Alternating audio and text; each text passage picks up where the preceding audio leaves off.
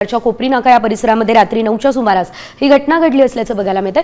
आगीचा लोट इतका भीषण होता की नागरिकांची पळापळ या ठिकाणी झाली आहे। घटनेची माहिती मिळताच महावितरणचे कर्मचारी घटनास्थळी येऊन दुरुस्तीचं काम त्यांनी सुरू केलं।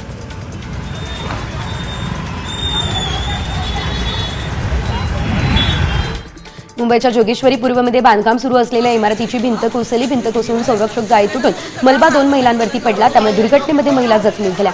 दोन्ही महिलांना रुग्णालयामध्ये उपचारासाठी दाखल केलं। दरम्यान एका महिलेची प्रकृती गंभीर असल्याची माहिती आहे।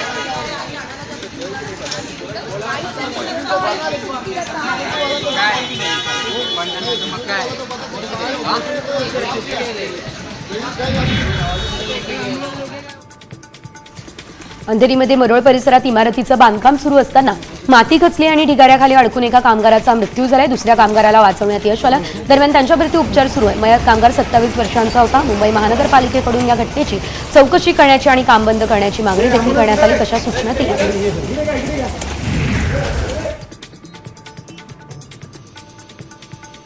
मुंबईमध्ये वॉटर मेट्रो लवकरच सुरू होणार आहे। मुंबईमध्ये पर्यायी वाहतूक व्यवस्था निर्माण करण्याच्या दृष्टीने आता वॉटर मेट्रो प्रकल्प महत्त्वाचा आहे आणि या प्रकल्पाचं काम लवकरात लवकर पूर्ण करण्याच्या सूचना आहेत। मत्स्य व्यवसाय आणि बंदरे मंत्री नितेश राणे यांनी यामध्ये विशेष लक्ष दिलं आहे।